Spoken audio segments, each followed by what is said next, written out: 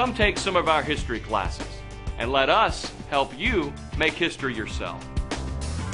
I will empower the next generation. This is my education. This is my state. I will challenge the future because this is my education. This is my state. Find out what you can achieve. We are Mississippi State University Meridian. Good morning. Today we're going to look over Chapter 8 of Getting Oriented and Directed, Description and Process Description Elimination. I've attached a slideshow for you to follow along if you would like. So let's take a look at it. Of course, first thing we've got is the title of the chapter. And then it goes in and it's why descriptions and process descriptions matter.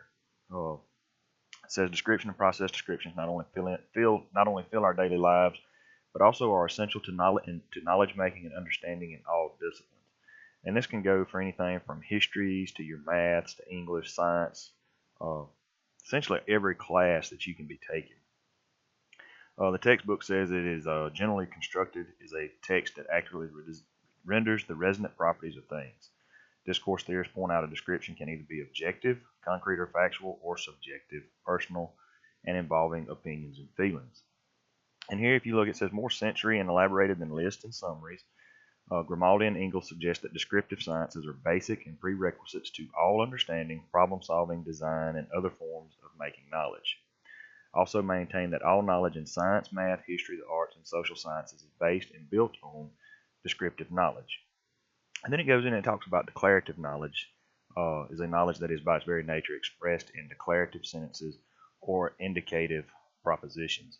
The one thing that I got out of this chapter is, coming from a history background, instead of students simply knowing George Washington was the first president, they need to be able to describe why he was the first president and the events that led up to his being elected our first president. And unfortunately, with a state-tested area, we really don't have time to really get into that because we have so much content to cover that, it's mostly A, B, C, or D, and we don't spend a lot of time on descriptive narratives and the understanding of the subject matter, just as long as we can get them to pass the state test. And that is very sad if you ask me. Next, it goes to composing to plan description, and it says two primary strategies to help students understand why the text structure we are teaching is important. The first thing is to cast them as ethnographic researchers who examine how they use the text and structure in their own lives. And one thing I use with my students, again coming from a history background, is I send them on web quests. I send them out to research things, not necessarily to see if they get the right or wrong answer, but to see how they can open up their minds and try to get them to think for themselves. And it's very rewarding because they find things that the textbook doesn't tell them, and it also gives them opportunity to come back and share things with the class. Sometimes they bring in things that I was not aware of, but a lot of times when they take on this role as a researcher, I allow them to essentially have the classroom floor and teach what they have found. And it says creating an instructional context that rewards and requires the use of that structure. One example the book uses is beginning a lesson with a comparison contrast, but also an essential question that provokes the descriptive questioning. Of course, anytime you're doing anything new, especially with high schoolers, and I'm sure it's the same with elementary and middle school, you have to model. You have to show them what you're looking for, because a lot of times just simply telling them just doesn't cut the cake. So you want to model to establish criteria for effective description, small group work with descriptive writing. You can pull things that were written online, or you can actually have them compose the writings themselves. And then they rank them quality from best to worst, and then they have to explain why they rank them. Now, this is something I have used before, and what I have done is I've actually went a step further, and when they grade the papers, they grade them A, B, C, or D, and then I also make them explain, like if it was a D paper, what could have been done differently to make it a C paper, or what could have been done differently to make a B paper an A paper. And it really gives the kids a sense of what teachers go through when we grade papers, and it gives them a little more understanding, a little more respect as to to what all is involved when we grade papers. Again, cast them as ethnographic researchers, create an instructional context. And I believe that slide actually duplicated itself. Okay, that's all right though. You see here I put a picture of researchers just kind of showing what the kids are doing. To show them, because the first thing I've always had is, what is a researcher? Well, they research things. They look for answers to questions. Then it talks about description as part of any inquiry.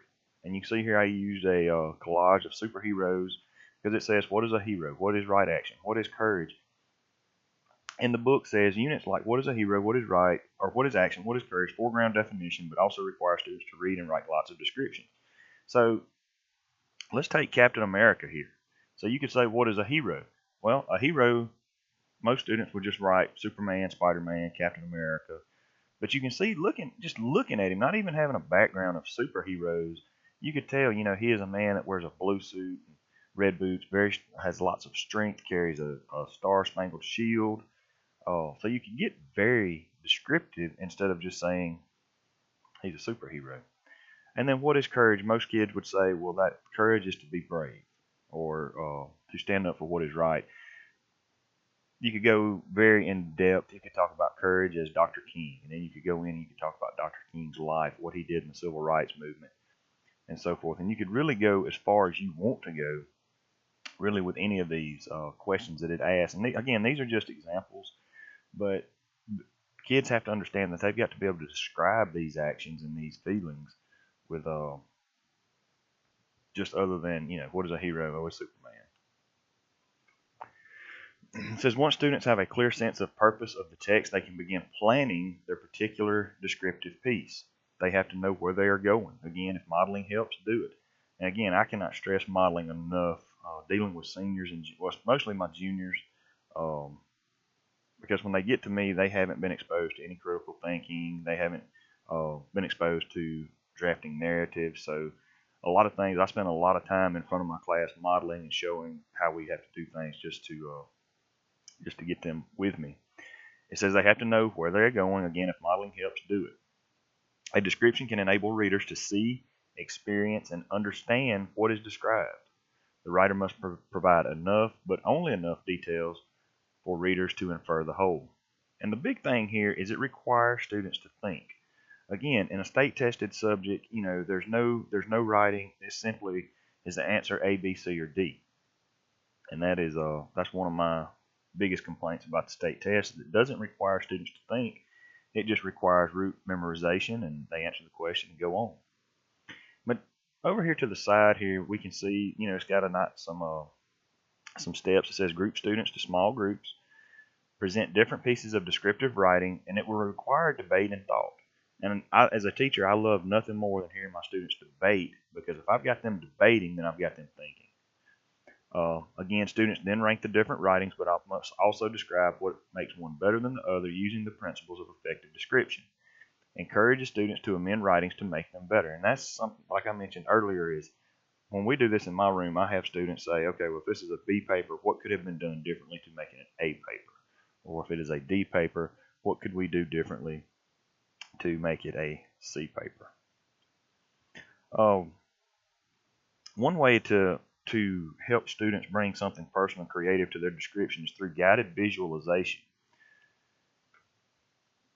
Guided visualization is allowing students to see something and then describe it the best they can by the way they see it. We all know that you can show one picture and one student's going to see it one way and another student's going to see it another way. It says afterwards have them write a description of where they have been while coaching them to use more power-packed moves and words to their descriptions and eliminate boring moves and wimpy words. And a prime example is I took this of our softball field, I think it was one day last week, just cut the grass. So a lot of people, when they would see it, they would say, "Oh, that's just a softball field." But using descriptives, practicing description, you could say the green flowing grass, freshly mowed flowing grass with smooth dirt, advertisements on the fence, colorful advertisements on the fence. So you could really go as deep as you wanted to in a description of it.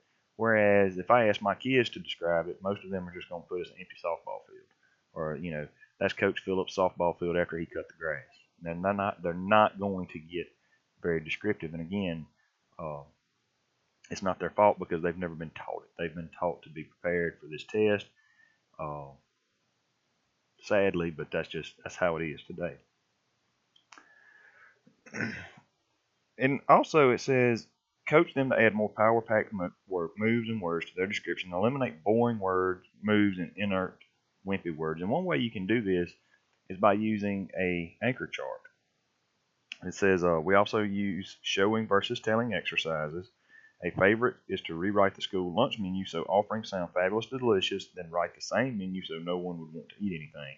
And as teachers, we've all been exposed to cafeteria food. But you could take that menu when it just says chicken fingers, oven baked fries, potato salad, etc. And you could really get the students to elaborate on it and really draw it out and make it sound like a really, really good meal. The sad thing is you'll be disappointed once you get to the cafeteria and realize what it really is. Drafting requires addressing global issues of structure. And these can be either spatial or sequential. Spatial meaning places or objects. And sequential could be like in a sequence. Students should also articulate and apply their own critical standards both as composers of their own work and readers of the work of others. So what that's saying is they should be able to write their work accurately and very descriptive, but they should also be critiquing their work the same way that they would critique another's work. I loved what it said. Students, like athletes, must practice if they want to master their skills. You can't go out and write a very good descriptive essay once a month and expect to get an A. Just like you cannot get on a football field, softball field, basketball court, whatever, and practice once a month and expect to be an all-star. Setting and applying critical standards cannot be overemphasized. Again, with the testing mode that we are in America today, it's going to be very hard to do this because you have so many teachers, myself included, that focus on getting content covered versus teaching, critical standards and critical thinking and thinking skills and writing skills. And again, anchor charts of transitions can be very helpful. And here it has transition words for sequence of events. First, next, then, also, lastly, finally, until, during, since, afterwards. So a lot of times these anchor charts can be very, very beneficial to students in their writing. That is all that I have. I hope you enjoyed the video and the PowerPoint. If you have any questions, let me know.